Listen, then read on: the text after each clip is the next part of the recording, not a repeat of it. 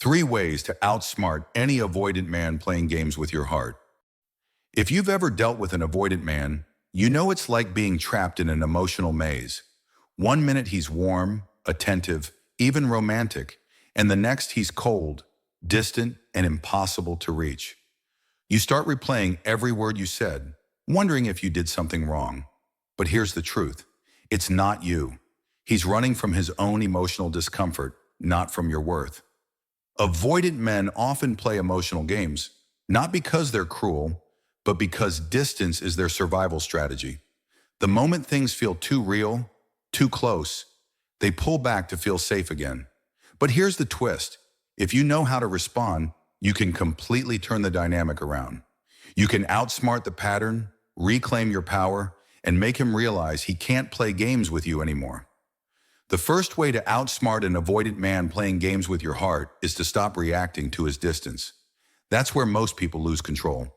When an avoidant man suddenly goes silent, pulls away after a deep moment, or acts cold after showing affection, the instinct is to chase. You text him more, try to fix things, or start over-explaining. But the avoidant mind reads that as emotional pressure. It confirms their fear that love equals suffocation.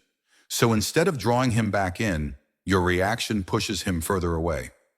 The power move here is emotional neutrality. When he withdraws, you don't chase, you don't panic, you stay centered. Continue your day, live your life, and show calm detachment. That quiet confidence sends a psychological shockwave. He expects you to spiral, but when you don't, it forces him to question his control. Avoidant men are drawn to emotional stability because it's rare in their world. When you refuse to play the chase me game, you break his script, and now he's the one feeling uncertain. You see, avoidant men crave connection, but fear it at the same time. It's a push and pull that keeps them in emotional limbo. By staying calm during his withdrawal phase, you communicate something powerful. I'm not here to trap you, but I'm also not afraid to lose you. That statement, even if unspoken, changes everything. He starts realizing you're not like the others who feed into his avoidance. He begins to associate your presence with emotional safety, not pressure. And once that happens, his avoidance becomes harder to maintain. He starts thinking about you during his silence. He wonders why you're not chasing, why you're so composed, and most importantly, whether you've moved on. And that's when he starts to come back, not because you begged, but because he feels magnetically drawn to your peace. The second way to outsmart an avoidant man is to subtly mirror his emotional pace, not his behavior, but his rhythm. Avoidant men love control. They feel safest when they decide how much emotional intensity exists in the relationship. If you're always the one initiating deep talks, pushing for commitment, or trying to get clarity, he feels cornered. But when you match his emotional rhythm, something remarkable happens. He feels understood. For example, if he's being reserved, don't flood him with affection. Keep things light, simple, and slightly unpredictable. Give him the same energy he gives you, but with warmth. This mirroring tells his subconscious, I'm not going to overwhelm you. You set the pace and I can match it. And once an avoidant man feels emotionally safe, he starts to relax. That's when his guard begins to drop naturally. But here's the catch. Mirroring isn't manipulation. It's emotional intelligence. You're learning to meet him where he is instead of forcing him to meet you where you wish he were. If you can stay calm while adjusting your emotional intensity, you're essentially rewiring how he experiences connection. Avoidants are terrified of engulfment. They fear being needed too much. But when they see that you can give affection and pull back with equal ease, they start feeling that being with you doesn't threaten their autonomy. They begin to trust you, not because you're chasing, but because you're respecting their emotional language. And ironically, that respect makes them want to move closer. Remember, avoidants don't fall for people who make them feel desired. They fall for people who make them feel safe. The third way to outsmart an avoidant man playing games is to master the art of strategic silence.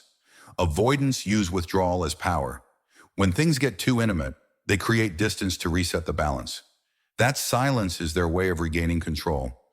But when you go silent first, not as punishment, but as a confident boundary, you flip the dynamic.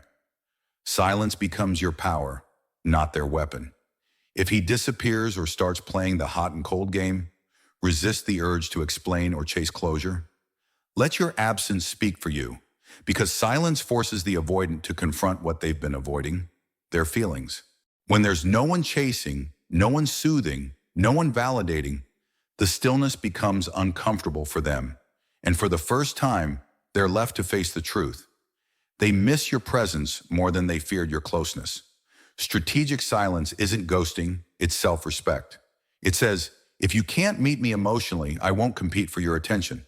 And that energy is magnetic. Avoidants are drawn to emotional certainty because they lack it within themselves. When you stop explaining yourself and start embodying peace, they start craving your energy. It's not about revenge, it's about alignment. You're showing them that connection with you must be built on mutual effort, not emotional games. Eventually, your silence teaches them something that words never could, that your love is valuable, but not free. Now let's talk about what happens next.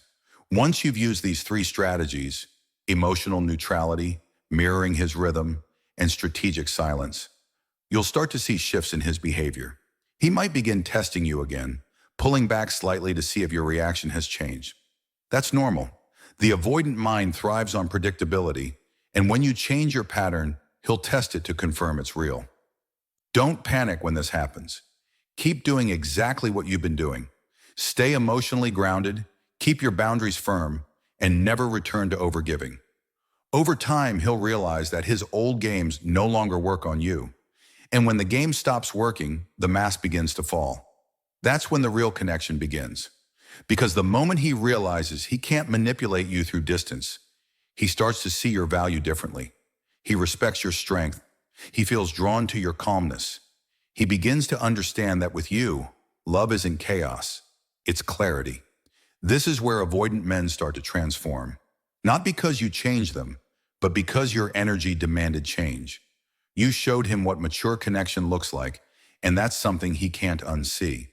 But let's be honest, some avoidant men will never grow, and that's okay. Your job isn't to fix them, it's to protect your peace. Outsmarting an avoidant isn't about winning, it's about no longer losing yourself in their emotional confusion. When you stay composed, mirror intelligently, and use silence as power, you create a space where you either get a real connection or you expose that he's not capable of one. Either way, you win, because emotional strength always wins in the end.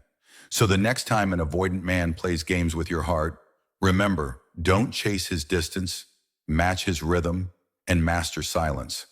Those three moves will flip the script completely. He'll realize you're not the person he can push and pull anymore. You're the one who sees through the act. And when an avoidant realizes that you can't be manipulated, you become the one thing they can't stop thinking about. Because the truth is, they never stop wanting love. They just need someone powerful enough to show them what real love looks like. And maybe, just maybe, that person is you.